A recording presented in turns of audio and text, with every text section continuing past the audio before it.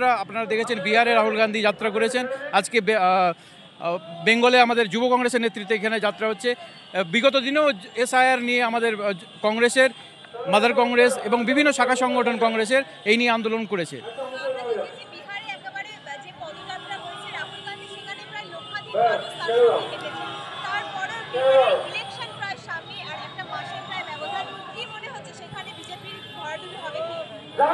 সঠিকভাবে যদি মানুষ ভোট দিতে পারে, তাদের গণতান্ত্রিক অধিকার, ভোটাধিকার যদি প্রয়োগ করতে পারে, তাহলে শুধু সময়ের অপেক্ষা। সেখানে কংগ্রেসের জোট সরকার শুধু সময়ের অপেক্ষা, সেখানে কংগ্রেস আসতেই চলেছে। কিন্তু আবারও বলছি, যেভাবে বিগত দিনে বিজেপি এবং ইলেকশন কমিশন যেভাবে মানুষের ভোটকে চুরি করেছে, সেই জায়গায় যদি আবার ভোট চুরি করে, তাহলে হতে পারে আবার বিজেপি সরকার যেভাবে মোদিজি ভোট চুরি করে বসে আছেন, হতে পারে বিহারেও সেটা হতে পারে।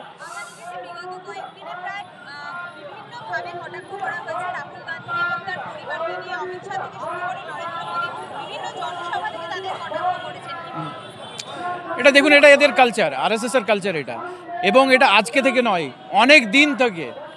স্বয়ং মোদিজি দাঁড়িয়ে বাজে বাজে ভাষা প্রয়োগ করেছেন সোনিয়া গান্ধীজির বিরুদ্ধে, নেহরুজির বিরুদ্ধে এরা ডেইলি পার্লামেন্টে মানে স্ল্যাং ইউজ করতে থাকে, বাজে কথা বলতে থাকে। রাহুল গান্ধীকে ধরে যা ইচ্ছে তাই হাজার হাজার কোটি টাকা মিডিয়াতে ইনভেস্ট করেছে, যাতে তার ইমেজকে ডিফেম করা যায়। কিন্তু তা সত্ত্বেও দিনের পর দিন যেভাবে মানুষের অধিকার নিয়ে রাহুল গান্ধী লড়াই করেছেন, দিনের পর দিন যেভাবে মানুষের সাড়া রাহুল গান্ধীর প্রতি পেয়েছে, তারপরে বিজেপি সরকার এখন ব্যাকফুটে আছে।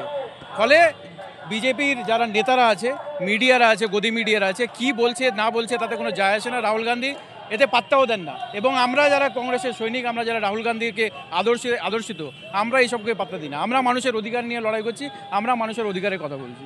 সকলে একটাই কথা বলছে, ভোট চোর গদি চোর। কারণ আপনারা দেখেছেন যে এই ভারতবর্ষের বুকে, এই ভারতবর্ষ একটি গণতান্ত্রিক দেশ, এই ভারতবর্ষ সংবিধান আছে, সেই সংবিধান মেনে প্রত্যেকটা যার নাগরিক আছে, সেই নাগরিকের যে গণতান্ত্রিক অধিকার, ভোটাধিকার, সেই ভোটাধিকারকে কিভাবে ভায়োলেট করা হচ্ছে। আমাদের নেতা রাহুল গান্ধী প্রমাণ করে দিয়েছেন, তিনি দেখিয়ে দিয়েছেন যে ভারতবর্ষে কিভাবে ভোট চুরি করা হচ্ছে। একটা মানুষের আজকে যদি ভোট দানের ক্ষমতা, সেই ক্ষমতা সংবিধান দিয়েছে, যদি সেই ক্ষমতা কেড়ে নেওয়া হয়, তাহলে তারা যাবে কোথায়? আজকে নরেন্দ্র মোদীর নেতৃত্বেই যখন ভারতবর্ষ পরিচালিত হচ্ছে, আপনারা দেখেছেন একদিকে কর্মসংস্থানের অভাব, যে সমস্ত প্রতিশ্রুতি দিয়ে আজকে এখানে ভারতবর্ষের মসনদে ক্ষমতায় এসেছিলেন, সমস্ত প্রতিশ্রুতি তিনি একটাও পালন করতে পারেননি। বরঞ্চ কি হয়েছে, তার নেতৃত্বে কর্মসংস্থান হারিয়ে গেছে, তার নেতৃত্বে বেকারত্ব বেড়েছে, অর্থনৈতিক অবস্থা খুব বাজে অবস্থা, নাজেহাল। গোটা ভারতবর্ষের বুকে মানুষরাকে একটা সাম্প্রদায়িকতার বিষ ছড়িয়ে দেওয়া হচ্ছে, আর এই সাম্প্রদায়িকতার নামে এসআইআরকে করা হচ্ছে, দিয়ে সাম্প্রদায়িক একটা যে সাম্প্রদায়িক যে সম্প্রীতি আছে গোটা ভারতবর্ষের মধ্যে, সেই সম্প্রীতিটাকে নষ্ট করে দিয়ে তাদের মধ্যে একটা সাম্প্রদায়িকতার বীজ ঢুকিয়ে দেওয়া হচ্ছে। এরই বিরুদ্ধে আমাদের প্রতিবাদ, কারণ আমাদের দেশ ধর্মনিরপেক্ষ দেশ। আমাদের দেশে যখন কংগ্রেস ক্ষমতায় ছিল, আপনারা দেখেছেন এই দেশে কিভাবে এই ভারতবর্ষকে অর্থনৈতিকভাবে এবং প্রত্যেকটাভাবে আমাদের দেশকে উন্নয়নের একটা অগ্রগতির জায়গায় রেখেছিল।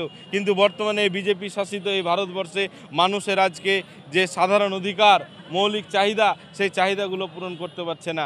আজকে এই যে হাজার হাজার বেকাররা কর্মসংস্থানের অভাবে জর্জরিত, বাইরের মাটিতে গিয়ে সেখানে গিয়ে মারা যাচ্ছে। কদিন আগে আপনারা দেখলেন, আমার বাড়ি মুর্শিদাবাদ, এই মুর্শিদাবাদে এখন অনবরত গঙ্গা ভাঙন, পদ্মা ভাঙন চলছে। সেই ভাঙন প্রতিরোধে না কেন্দ্রের না রাজ্যের কারোর কোনো ব্যবস্থা গ্রহণ করার নেই। তারাকে মানুষ বুঝে গেছে যে এই সরকার আর টিকতে পারে না, তাই তারা চুরি করার মাধ্যমে রাজনীতিতে মসনদে টিকে থাকার কাজটা করছে। আর তার বিরুদ্ধে আমাদের নেতা রাহুল গান্ধী, আমাদের নেতা সর্বভারতীয় সভাপতি উদয় চিব ভানুর নেতৃত্বে আমাদের এই পশ্চিমবঙ্গের নির্বাচন কমিশনের সদর দপ্তর ঘেরাও অভিযান।